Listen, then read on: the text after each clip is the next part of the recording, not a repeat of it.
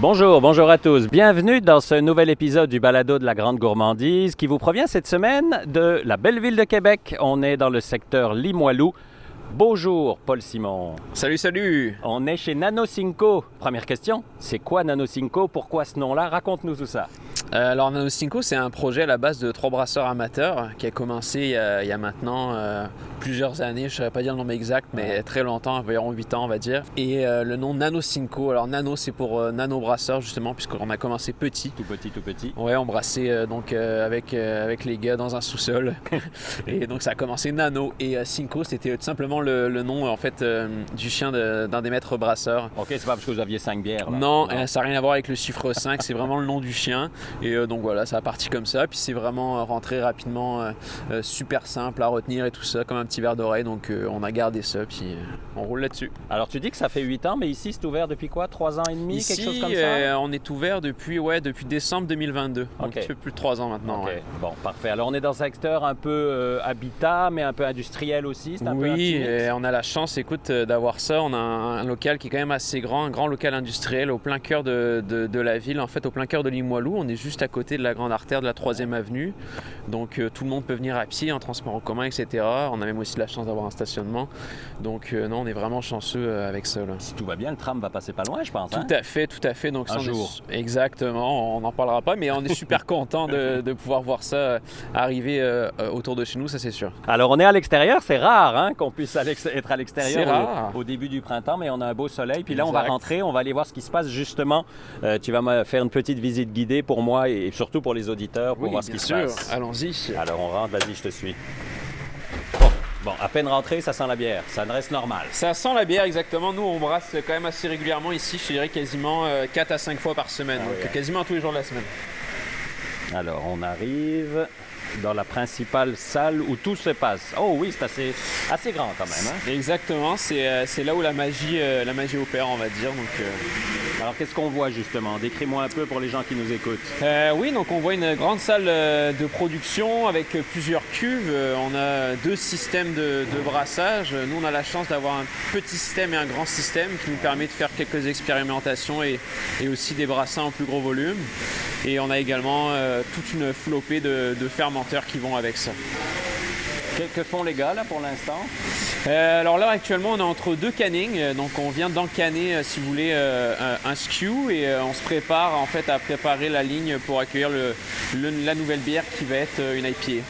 Et ce qu'on voit juste à côté, même si l'entrée évidemment se fait par l'extérieur pour le public, c'est que vous avez un bar ici. Hein? On a un bar qui est sur une véranda en hauteur. On a la chance d'avoir un coin vitré qui permet en fait aux clients qui viennent de voir tout ce qui se passe dans la production, un peu comme une cuisine ouverte. Ouais, c'est ça. Bon, c'est à double tranchant. Oui. Hein, faut qu'on fasse les choses ça comme doit il être faut. propre. Ça doit être propre, mais ça nous oblige, c'est ça, être propre. Non, mais c'est parfait pour vrai pour l'expérience client. Je pense que c'est vraiment un plus. Ouais. Les gens apprécient beaucoup pouvoir voir tout ce qui se passe en direct, l'action.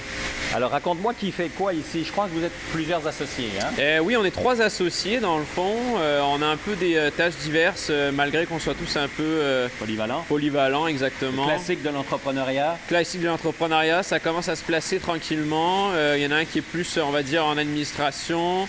Moi, je fais un peu des deux, un peu couteau suisse, on va dire. Administration, production. Et il y a la 3e personne qui lui est vraiment plus en production la plupart du temps, puis qui gère aussi toute la gestion de l'inventaire, des céréales, des houblons, des levures, etc. La question à 100$, c'est qu'est-ce qui différencie les bières Nano Cinco de toutes les autres, les centaines, voire les milliers d'autres bières?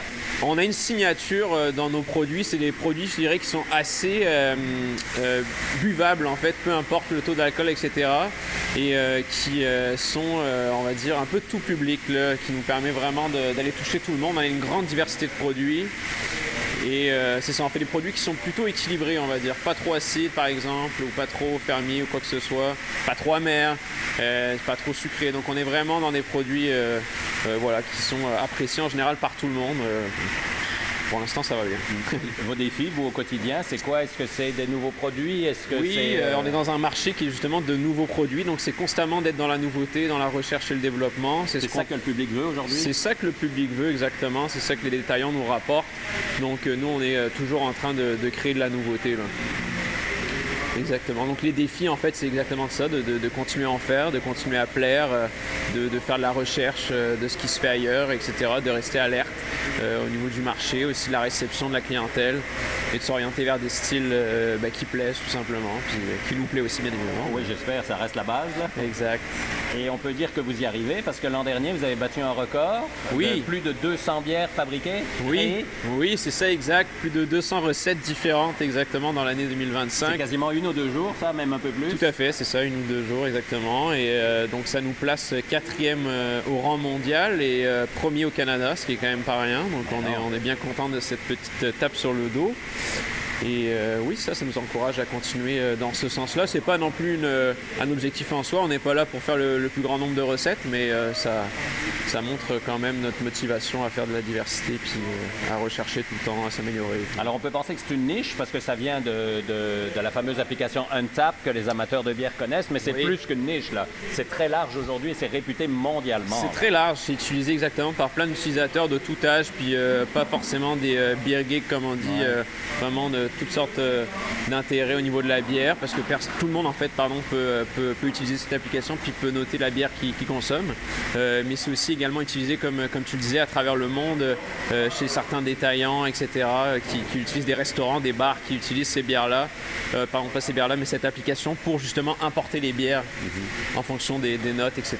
Donc vous, ça vous a ouvert des portes mondiales, je pense, hein? Ça nous a ouvert des portes mondiales, exactement. On a été approché par plusieurs compagnies en fait d'importation pour faire venir nos produits jusqu'à leur pays parce qu'ils nous ont trouvé via l'application Untap, notamment la Chine, on a aussi Hong Kong, et puis maintenant régulièrement l'Europe. En fait, à tous les mois, on envoie une palette en Europe via notre importateur qui s'appelle Interbeer et qui sont situés aux Pays-Bas. Oui.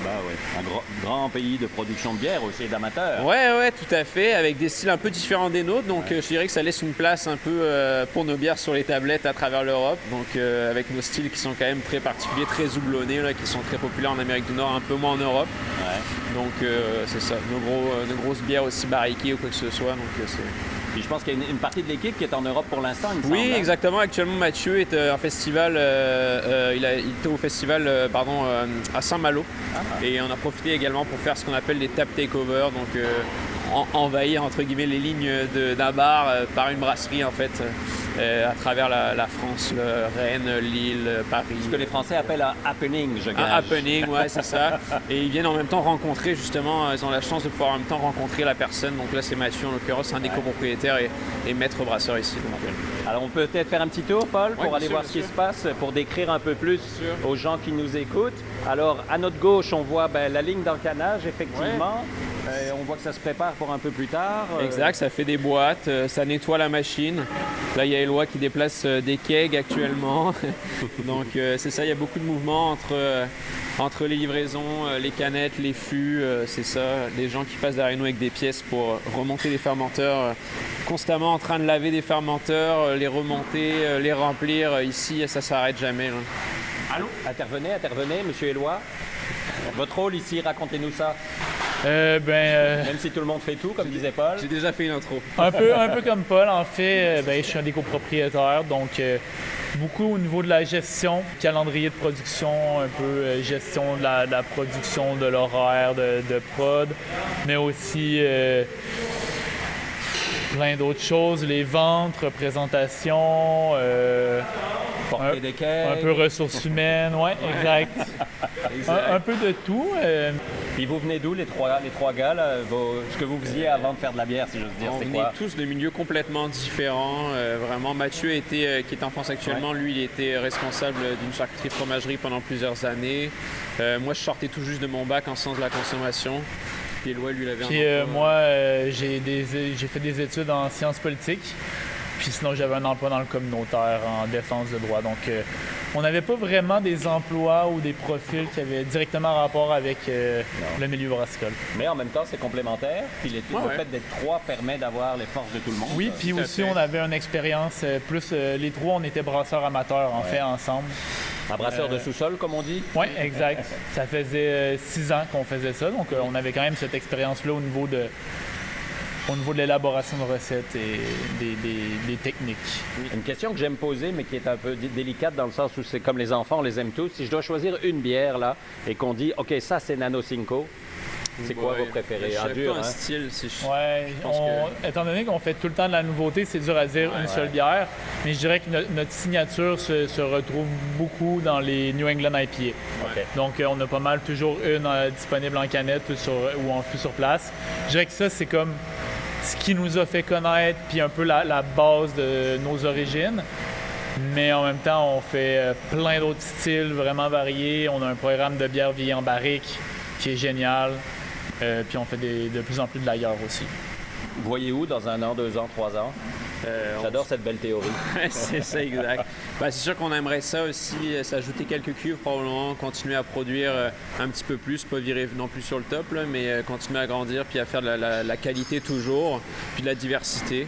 Puis d'augmenter aussi notre petite part, par exemple, d'exportation. C'est toujours agréable de faire ça. On a plein de projets sur la table tranquillement. Notamment depuis 2 ans environ, on travaille un peu plus avec un importateur en Europe. Donc on aimerait ça croître un peu à ce niveau-là, développer le marché européen. Je pense que c'est un peu ça, ce qu'on aimerait le plus développer, c'est ça, mais on est aussi très... À la base, 60% de notre production est vendue localement. Exact. On veut rester très fort localement. On essaie de s'ancrer dans la communauté. Puis on veut rester comme ça. Fait qu'on veut pas non plus devenir hyper gros.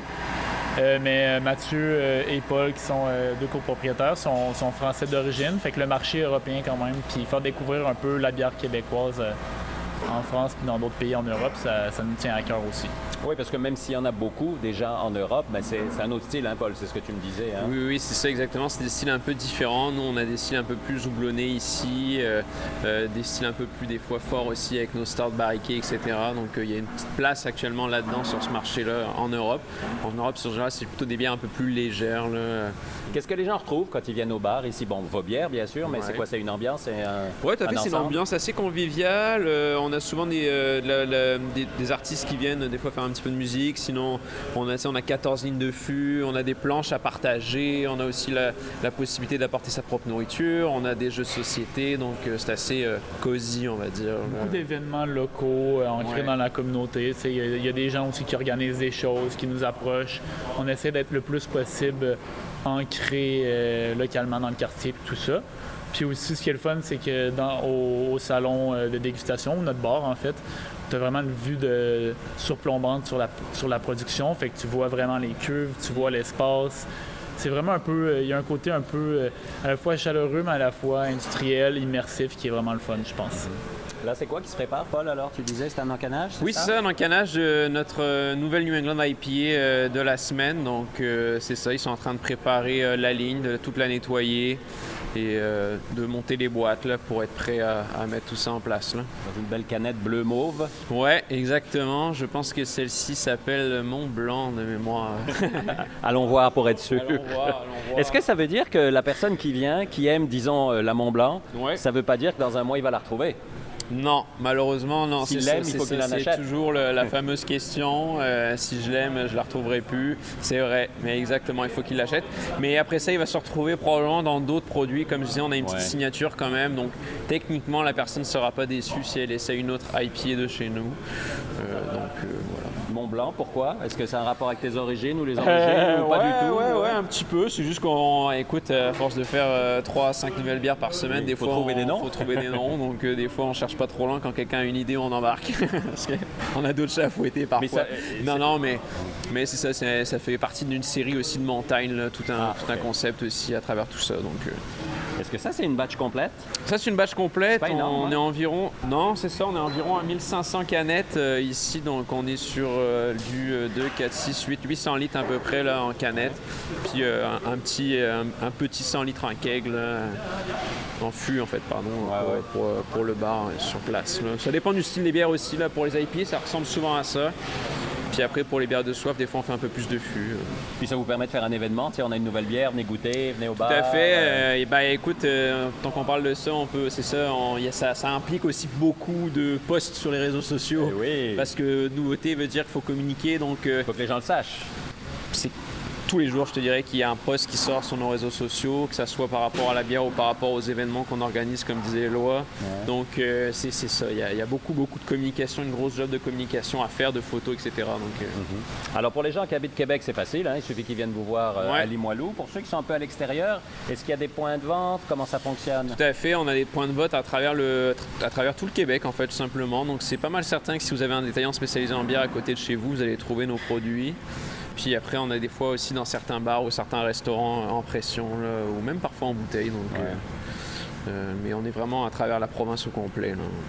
Ben, merci beaucoup pour l'accueil, Paul. Ben, ça fait un grand plaisir, merci à vous. Et à vous qui nous écoutez, n'hésitez pas à aller voir sur les réseaux sociaux, comme Paul le disait. Site internet Nano5co, ça s'écrit Nano-CINCO.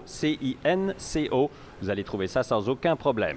C'est la fin de ce balado. Merci de nous avoir écoutés. On se retrouve dans 15 jours. On sera encore sur les routes gourmandes du Québec, quelque part, pour aller découvrir un producteur, un artisan qui met des bonnes choses à manger ou à boire sur notre table. Et d'ici là, n'oubliez pas, mangez et buvez local. Bye bye tout le monde!